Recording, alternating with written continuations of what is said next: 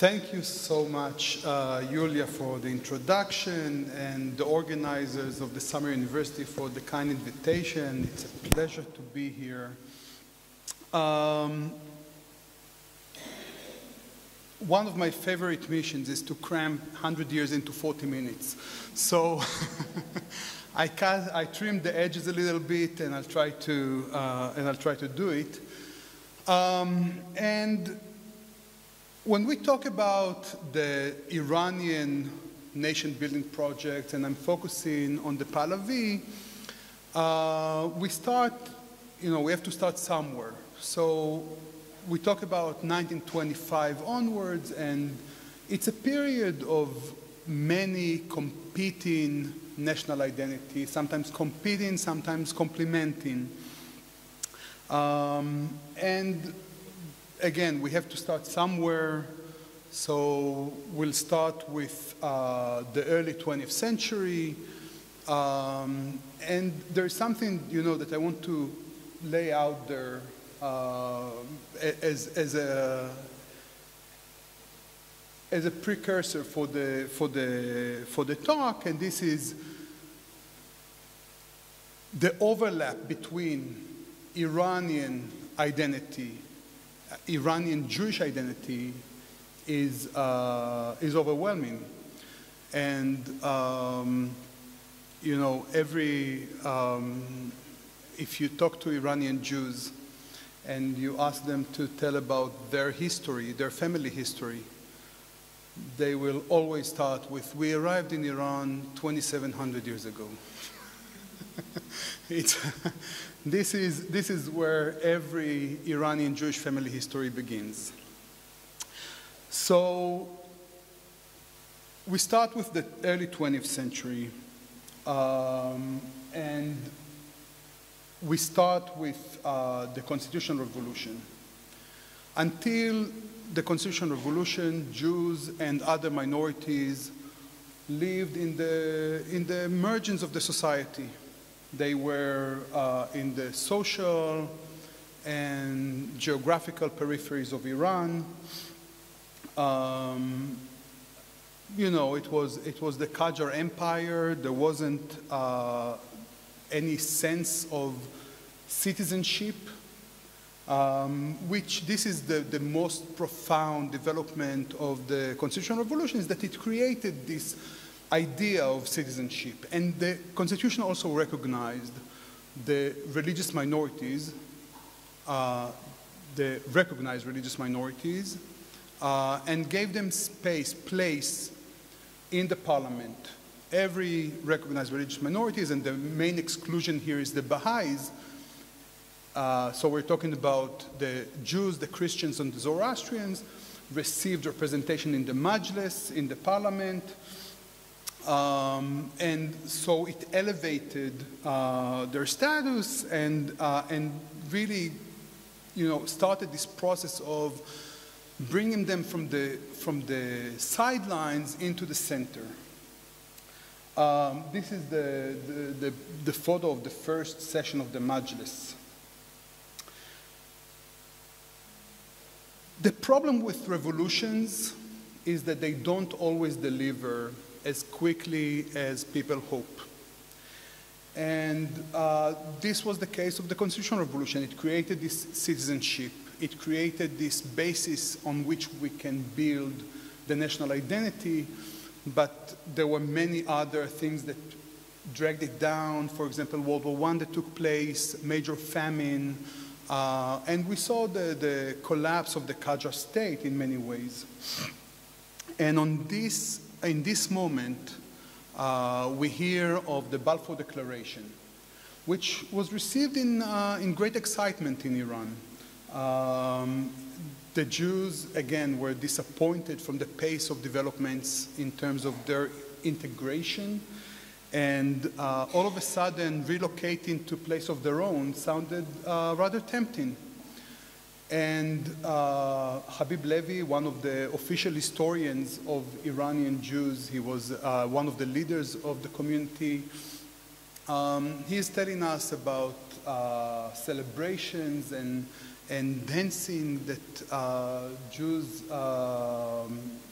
started when they heard of the Balfour Declaration. By the way, they heard of it only 3 months later. And they started to establish Zionist associations to handle the property registration and teaching Hebrew and getting the community ready for the journey to the Promised Land. Things started to change in 1921. 1921, a young, charismatic Cossack Brigade officer, Reza Khan, sensed an opportunity. As I said, the Qajar state was collapsing. There was rebellion in the south, rebellion in the north, and he was able to suppress these two rebellions. And he basically forced the Shah is the king, to appoint him as Minister of War. He had plans bigger than that, and in 2 years he became prime minister, and 2 years later he abolished the Qajar monarchy and established the last dynasty to rule over Iran, and this is where we get to the starting point for this lecture. I always want to, to give the broader perspective of what was going on in other places around Iran. For example, Turkey, the neighbor. 1923, Mustafa Kemal Atatürk established the Turkish Republic, really transformed,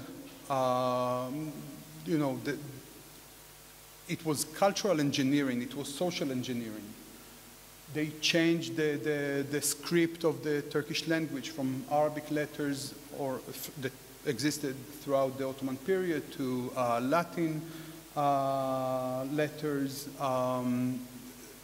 embarked on major secularization project, which in large part also included harassment of religious leaders.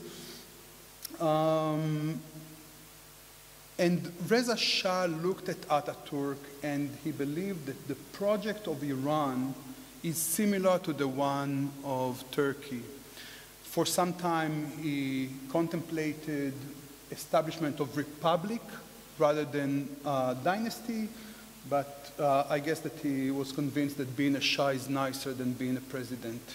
So, so he established in 1925 the Pahlavi dynasty, started many modernizing projects, and I want to also, he fashioned himself as a Western modernizer, but Western modernizer, and this is something that I see today, people when they talk about Reza Pahlavi and his legacy now is becoming again topic of conversation. I don't know how much you follow the actions of his grandson that is trying to revive the dynasty. They're trying to fashion him as a Western modernizer and add to it some kind of democratic elements. But in the 1920s, Western modernizer had nothing to do with democracy. Mussolini was Western modernizer. Atatürk was Western modernizer. And in the Iranian press of the 1920s, we see pleads to Reza Pahlavi to become more like Mussolini. So he listed some reforms that are essential to the modernization project. One of them is getting family names, last names. And he was the first. So he took the name Pahlavi. Pahlavi is the name of the Middle Persian. And there's a lot, to unpack with the decision to choose Pahlavi as the last name. First of all, maybe to cover a little bit on the fact that he was not ethnically Persian. So by taking the last name Pahlavi, he shows his roots in the ancient Persian dynasties.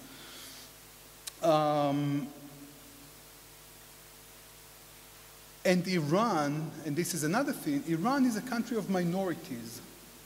This is something that we don't usually think about when we talk about Iran, but the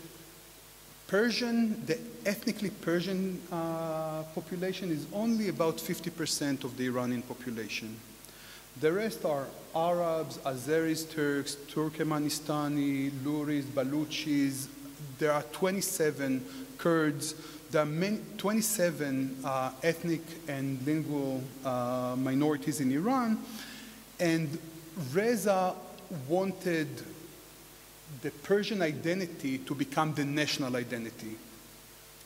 And this is something that benefited first the Persian majority, or the biggest ethnic group in Iran, the Persians, but also two of the three main religious minorities, the Jews and the Zoroastrians.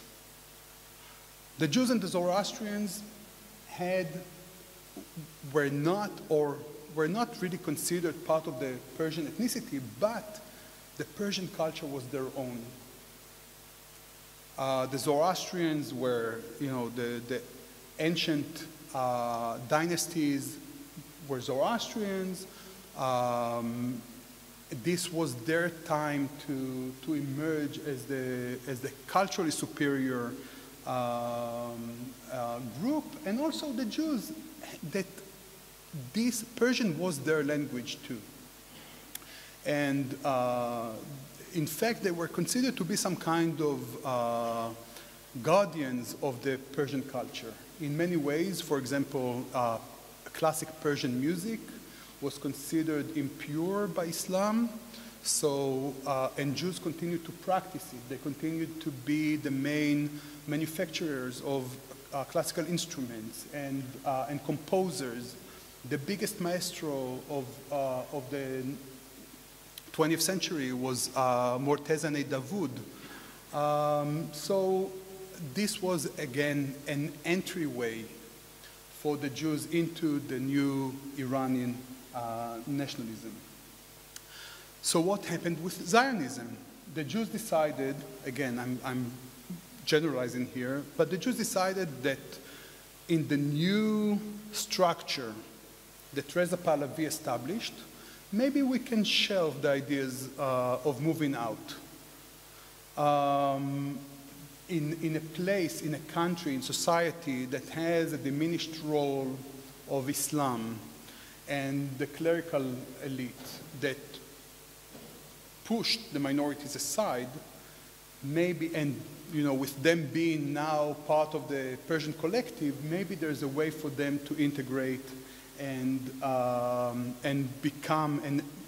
become more Iranian. Another thing that was crucial for the Jews becoming more Iranian was the mandatory service, the military mandatory service law that Reza put in place, that for the first time Jews had to join the army.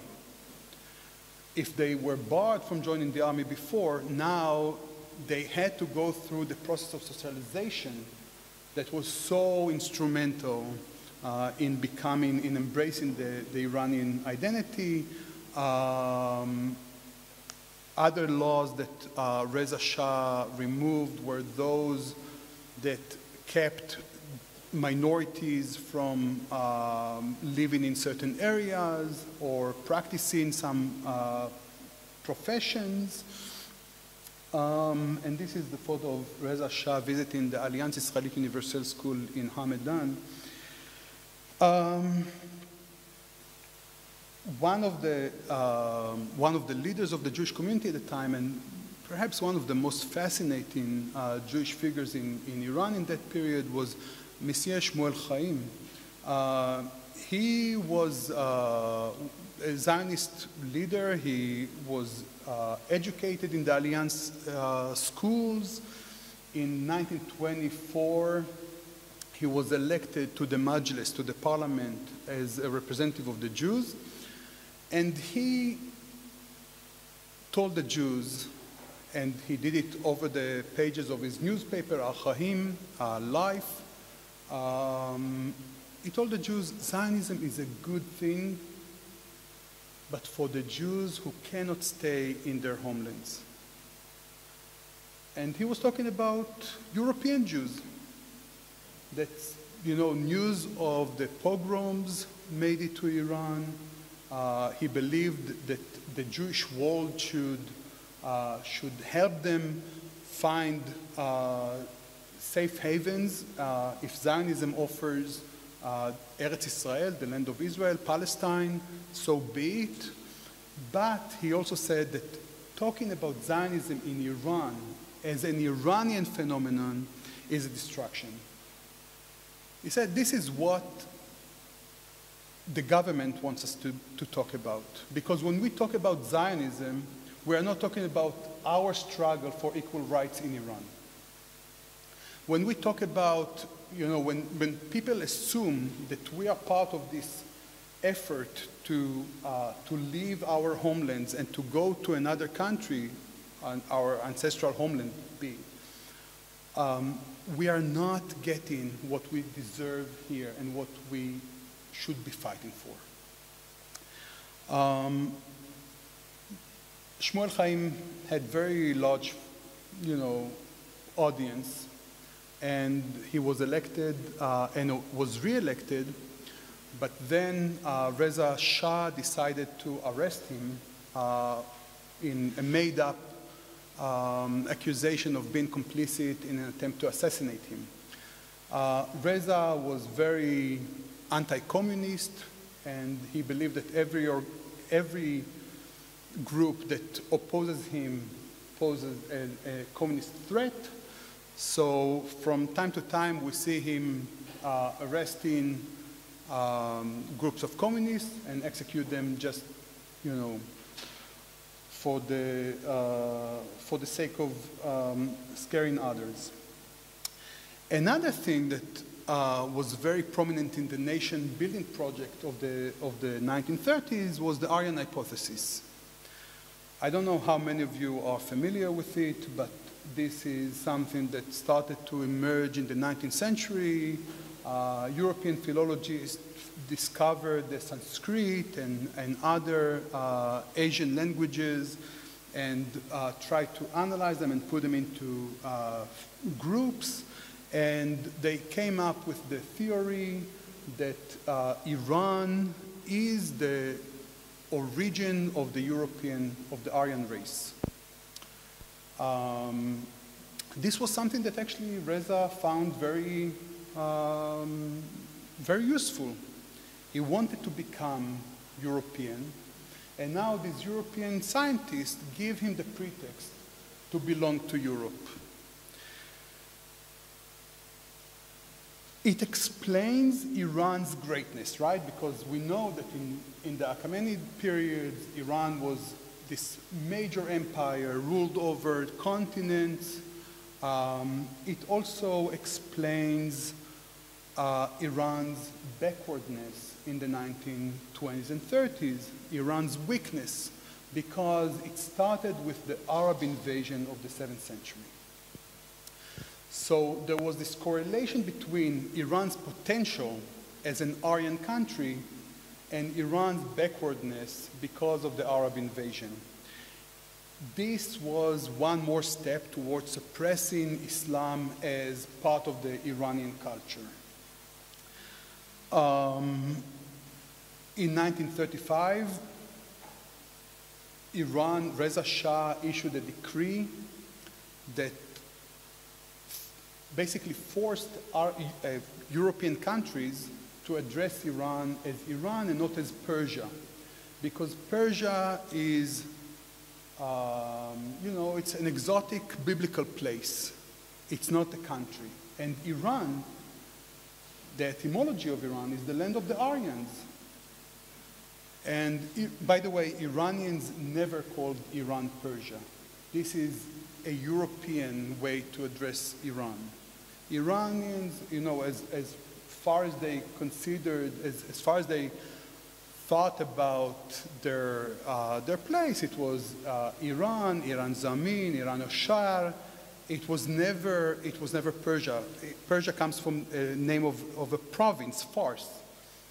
So he said that every letter that will be sent to Persia will be returned to the sender. This is, by the way, something that came up originally, as we found in archives and in existing scholarship now, especially Jennifer Jenkins. This is something that actually came from the German Foreign Office that encouraged Iran to become more Aryan. This is something that Jennifer Jenkins wrote about the relations between Iran and Germany in that period, and this was something that this was another effort on behalf of the German Foreign Office at the time. So if we have the theory and we have the tools, the next phase would be to create national identity from below. National identity from below cannot exist with 27 languages. So the way was to create a unifying project that would suppress, again, the minority languages. They were forbidden from teaching in their languages, publishing, writing, speaking. There was great resentment against Reza Shah. But again, the two minorities that embraced this project were the Jews and the Zoroastrians. They felt that this is something that, again, puts them in advantage vis-a-vis the other Iranian minorities. I won't get now too much into the relations with Germany, because even though it was very important in this period, but I'll just say that, again, in creating this national identity, they needed also sites of memory. And one of the sites of memory is Takht Jamshid, Persepolis, and the excavation of it was done by a German archaeologist, Ernst Herzfeld. He was born as a Lutheran German, but his parents converted from Judaism. So according to the German laws of 1934, he was Jewish. He excavated Persepolis. He brought with him many Jewish students that felt actually safer in Iran than in Germany at the time. And in his scholarship, he gave Iran, again, the mythical past that it needed in order to consolidate this new identity. So we have here one more point of irony, that the Jewish archaeologists provided Iran with the Aryan past. In 1934, there was some clash between Iran and Germany, and he was kicked out from Iran because of his German citizenship, and he was kicked out from Germany because of his Jewish identity. He later moved to Princeton, and he became professor in the Institute for Advanced Studies there. One more interesting twist in Aryanism and Iranian Aryanism and Judaism is in the story of the Iranian diplomat in Paris during World War II, Abdul Hossein Sardari, that decided to give Iranian passports. Iran was neutral in the first 2 years of the war. He gave Iranian passports to something between 5,000 and 10,000 Jews in Paris. And in fact, he came up with this totally made-up theory that Iranian Jews are actually Aryans. They are not like the European Jews. And he commissioned scholars to write this paper, and he took it to the Gestapo offices. It was sent to Berlin, and it was approved. Iranian Jews are Aryans. He was later dubbed as the Iranian Schindler. He never got any official recognition. Only in 2012 he was recognized by Yad Vashem. This is another sad story. In any way, in 1941, Iran, as I said, was neutral during the war. In 1941, when Germany invades the Soviet Union joined forces with Britain, and now they discovered that they have to have, Iran cannot stay neutral. They cannot let the war continue with Iran as being so important, not on the Allied sides. Reza refused to join the Allied forces, so in August 1941, the Anglo-Soviet armies invaded Iran, deposed Reza Shah, sent him to exile, and coronated his son, Mohammad Reza, as the new Shah. And now we're starting phase 2 of the nation-building project, because it didn't continue from the same place that Reza dropped it. Mohammad Reza Pahlavi becomes the Shah at the age of 21. His ideas at the time were not fully developed. And it's fair to say that he was very weak Shah in the first 12 years of his reign. And this was part of the design. It wasn't a bug, it was a feature. But during that time, ironically, under the Anglo-Soviet occupation, Iran experienced this opening up of the political sphere in ways that, under Reza Shah, for 16 years, it was iron fist rule. There was no political discourse, there was no political participation. And Reza Shah left the country, and under the occupation, they allow everyone to participate, including the party that becomes the most important in the second half of the 20th century is the Tudeh party, which was the Communist Party, but also we see other socialists, social democrats, and all the way to neo-Nazi parties. But the greatest contribution of the Tudeh party to the nation-building project was that it allowed, and it was the only party that allowed non-Muslims to become full members of the party. And so we see many people that didn't quite agree with any socialist ideas joining the party because this was their only way to be part of the political game. One of my interviewees joined the Tudeh in the early 40s at the age of 16, and he told me, I joined because this was the only place that they didn't call me Juhud, which was a derogatory term for Jew. He said, I knew nothing about Marx or Marxism, but at the age of 17, he was sent to Qasr prison, which was a political prison. And in Qasr, all the Tudeh intellectuals were. So they had circles talking about Marx, about Marxism, about ideologies, and this is where he learned.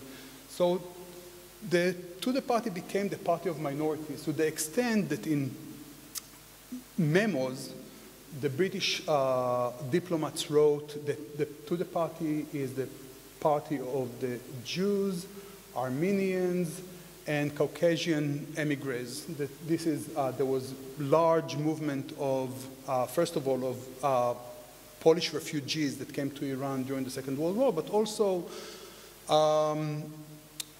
people who fled the Soviet occupation of Central Asia in the 1920s and 30s.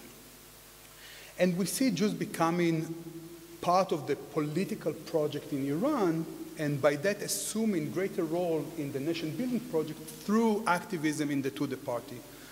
The Tudeh party, we know, was the biggest party in terms of participation, but also in terms of influence. They led all the major labor unions. They had great representation in the provinces, especially with minorities. And so another way to become more Iranian was to join the Tudeh party. And we see here two examples for Jewish newspapers that were published in the 1940s and 50s. At that time, there were about 17 different publications of Jews in Iran. Some of them were more identified with the Zionist movement. Most of them were very much concerned with local issues in Tehran, in Sanandaj, in Isfahan. And then there were two national newspapers that were affiliated. One was affiliated and one was semi-affiliated with the Tudeh party, and this is Nisan and Bnei Adam. Now, the interesting thing about these two newspapers was that Mohammad Reza Shah inherited not just the crown, but also the assumption that the biggest threat is the Communist Party. And so from time to time, the party was outlawed and banned, and the official publications of the party were banned. And at that times, these newspapers became the mouthpiece for the party leadership.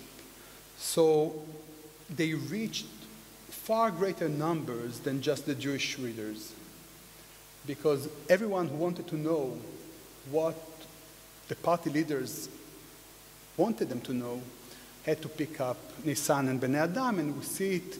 It's very interesting to see the letters to the editor and to see how they reached out to other communities. Now, moving forward, there was also Israel in the picture.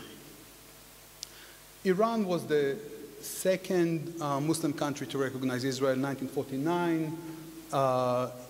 First was Turkey, and then Iran gave Israel a de facto recognition. And we see between 1948, the establishment of Israel, and 1951, about 17,000 Jews out of 100,000 left the country, migrated to Israel. But unlike other Middle Eastern Jews, Iraqi Jews, when they left Iraq, they couldn't go back. Egyptian Jews, when they left Egypt, they couldn't go back.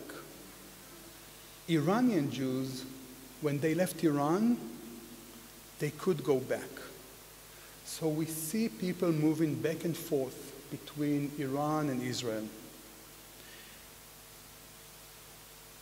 There were fascinating stories about the process of migrating to Israel and being part of the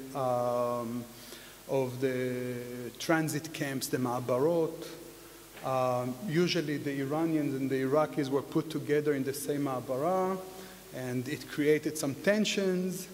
But then we have letters, for example, that they sent back to Iran. And in one letter, we read about it in a JDC report, the American Jewish Joint Distribution Committee.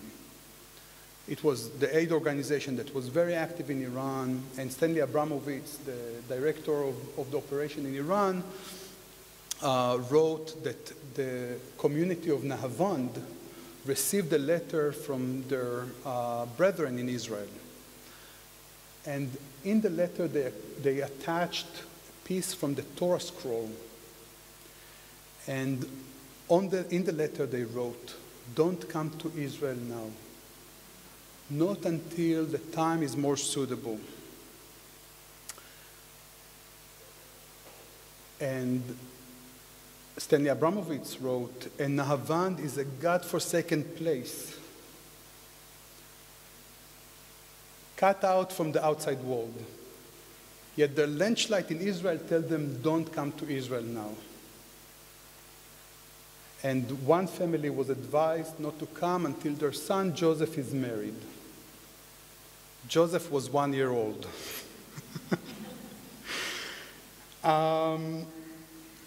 So many, first of all, the 17,000 who left Iran to Israel were the poorest and the neediest of the Iranian Jews. When they left, it already elevated the status of the Jewish community, the 80,000 that remained in Iran. And we see how the Jews moved to the bigger cities, from the villages, from the towns. Now they had, the poorer classes were now gone, and these were the responsibility of the community to make sure that they have enough to live. So we see how it already started to elevate the status of the Iranian Jews, and they remained very much invested in the nation-building project. They see themselves more invested in it. I'll get back to something here later, but for Mohammad Reza Shah, there was also designated role for each minority. If the Zoroastrians were the bridge to the past, the Jews and the Christians are the bridge to the West. And so he made sure to protect the privileges and the rights of the Jews and Christians more than and you'll see it, making guest appearance later, but the community privileges were protected to the greatest extent. Of course, Israel and Iran became very close allies. In the 1950s, mid-1950s, immigration from Iran to Israel effectively stopped. In fact, in 1961, the Aliyah department in the Jewish agency issued a memo that we should stop trying to convince Iranian Jews to come to Israel. We should now treat them the way that we treat Jews in England, Australia, and South Africa. They are not coming. So we should just cultivate the ties with them and make sure that we don't lose them completely. Israel and Iran became very, very close allies in many ways, and we usually talk about 1967 as a watershed moment also in the relations between Iran and Israel, because until that point, until 1967, the Six-Day War, Israel was considered to be a post-colonial nation. The Iranian left was very much, the greatest intellectual of the Iranian left, Jalal Ahmad, in 1962 traveled to Israel. He stayed in Kibbutz Ayelet HaShachar.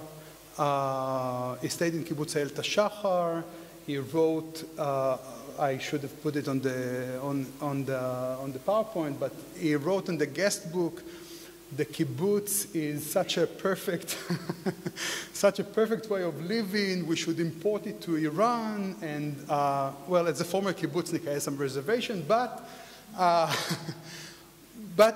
this was like he had the credentials of the most important thinker of the Iranian left, and he wrote, he first published it in columns in the newspapers, and then it was collected into a book and was published as Safar Bevilayat Israel, and people talked about it. And in fact, Ali Khamenei, the supreme leader of Iran today, in his memoirs, he wrote that as a seminary students in Qom, they were shocked that Jalal Ahmad would write on Israel in such terms. So there's this tendency to see, and of course after 1967, most of the intellectuals denounced Israel as a colonial power, And there is this tendency to see that, to look at the relationship between Iran and Israel after 1967 as something that existed only between the Shah and the Israeli government, with nothing, no substance in between. And this is this is a photo that I like because it shows the Moulin Rouge Cabaret in Tehran in 1968. And this is the lineup for the month of March. And those of you who know something about Iranian culture of the mid-century will recognize the names Gugush and Vigan. These are the greatest stars of the Iranian musical scene. But on the top of the poster, you will see the Israeli singer Tova Porat, whom I must confess I didn't know until I saw this poster. And she was the headliner.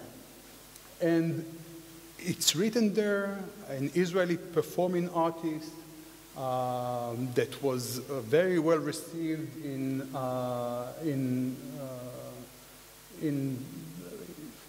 Europa and America, in Europe and America. So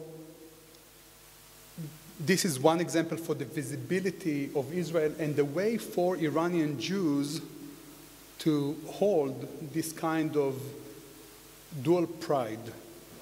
They are very Iranians, they very much, identify as Iranian nationalists, but also they have the Israeli shtick going in the background. Another thing that happened in the 1960s is that many Iranian Jews that came to Israel in the 1950s moved back to Iran as part of their work for Israeli firms that worked in Iran. And this became their vehicle to social upward mobility. So they came to Iran, again, now as Israeli citizens, but they came back with the idea of staying in Iran and building their life further in the country. I want to say one more thing before I move to the next phase, and this is the exclusivity of one's national identity.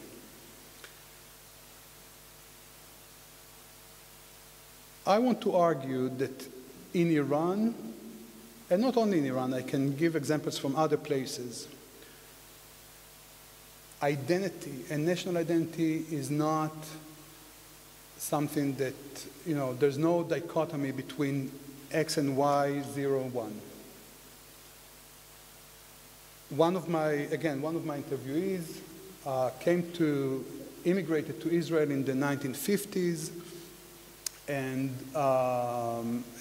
he introduced himself as a Zionist, communist, and Iranian nationalist.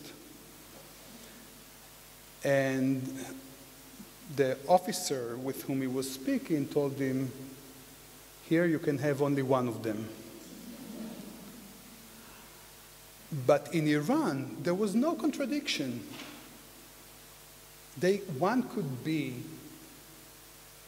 I'll give you another example that may resonate. Communist Party, right? The Communist Party. You would not expect to find on the first line of the bylaws of the Iranian Communist Party, Bismillah ar-Rahman ar-Rahim, with in the name of the merciful God. Right? This is not something, but in Iran it could exist. And there was no antagonism towards religion or religious practice just by the virtue of one's political stance or identity. And the same was for Iranian Jews. They could include this multivocality of identities and ideas. Now, from the 1950s to the 1970s, we're talking about,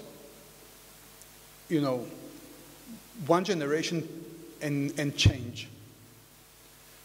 We see how the Iranian Jewish community really transformed in unprecedented ways.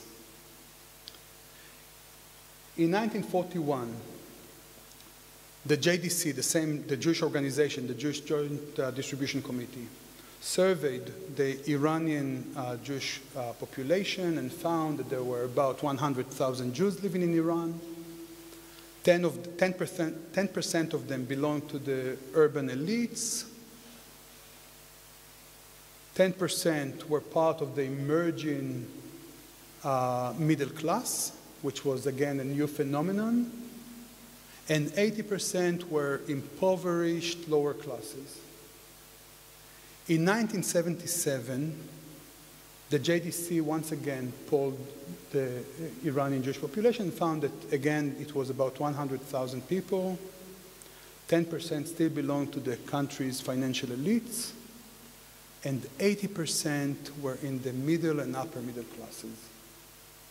And only 10% belonged to the lower classes. This was because of many things: expansion of the education, more opportunities that were given to the religious minorities. But also, I think that the fact that their identity, their national identity, their cultural identity was the core of the Iranian project. Now, I want to show you. So, Qibla is the direction of the prayer.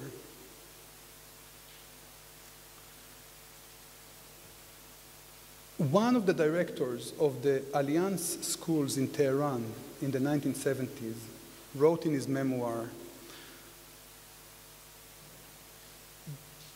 "Iran is my national home. Jerusalem is my Qibla." This is me. I'm Iranian and I'm Jewish. There's no contradiction. This is the full me. And this is how we should look at the Iranian Jewish population as we move towards the 1979 revolution. The 1979 revolution was a rebellion that was, some scholars called it the most popular revolution in the 20th century. It is estimated that 90% of the Iranian people at some point participated in demonstration, in the protest.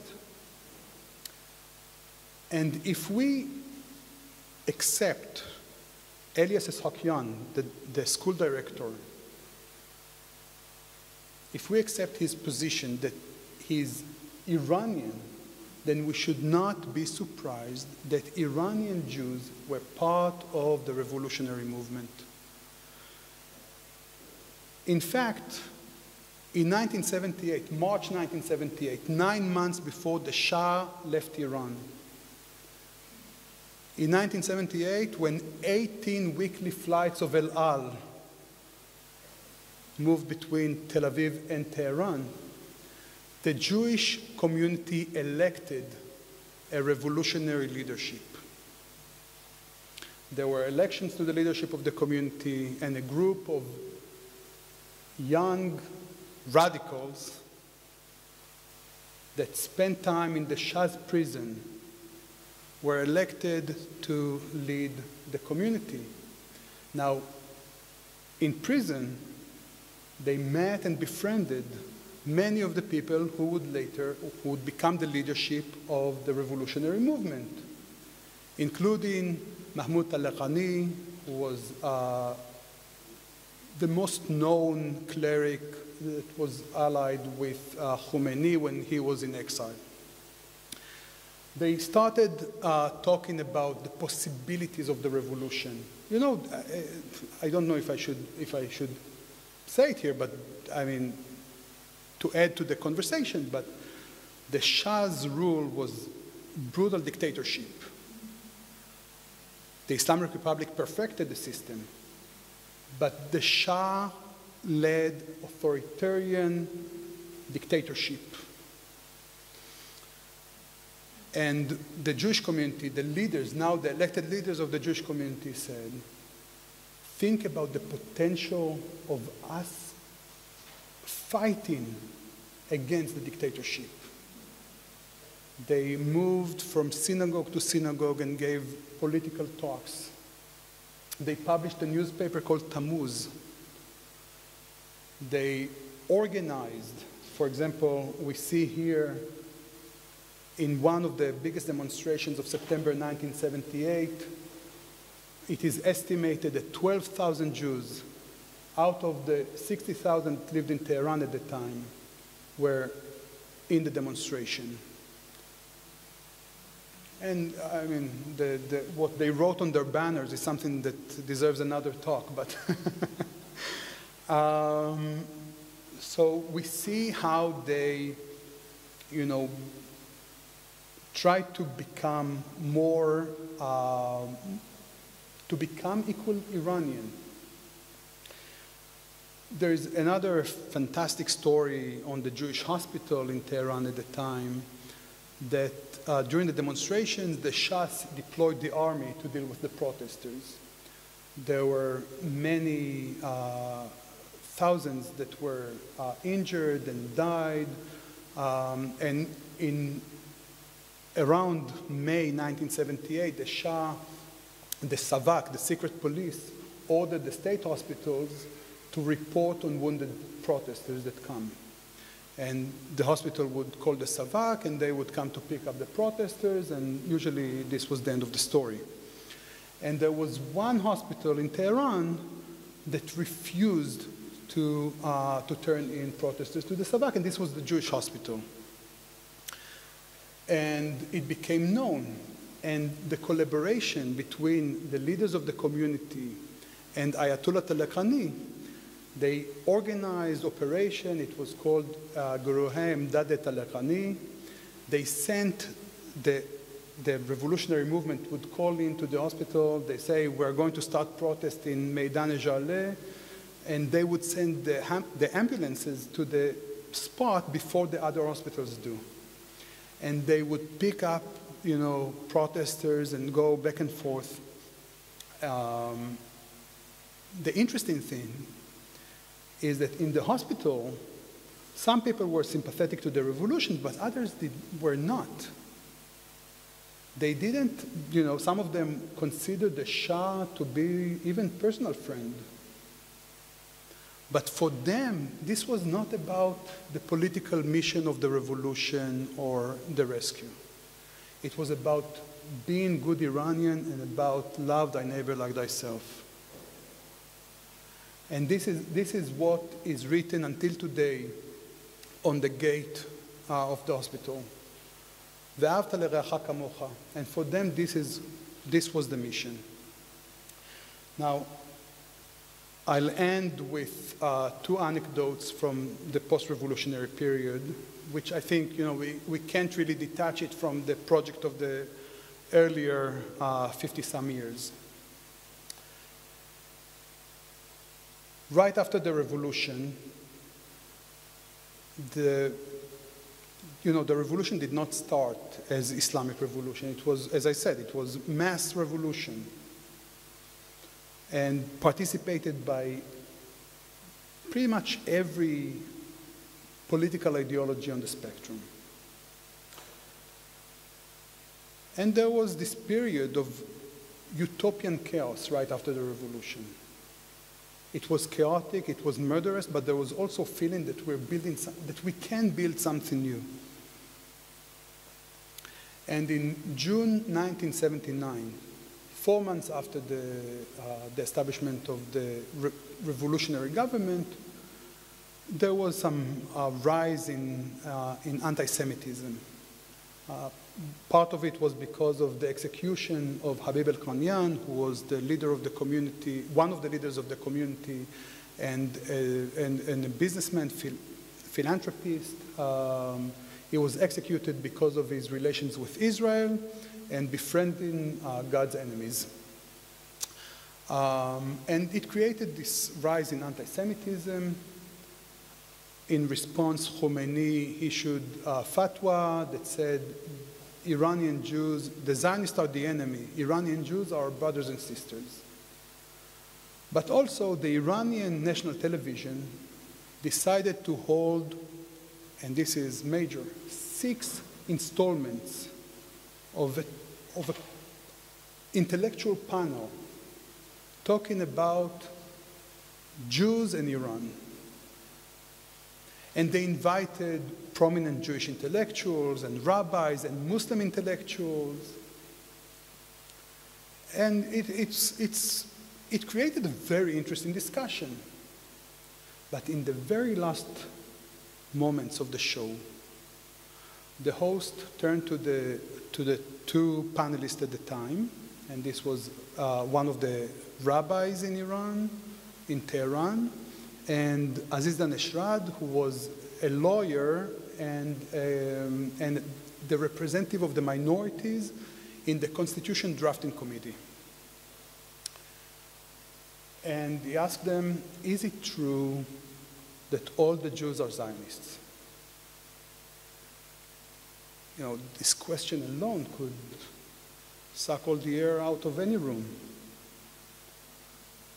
And the rabbi was the first to respond, and he said, what is Zionist, do you know? What is Zion, do you know? Zion is the biblical name of Jerusalem.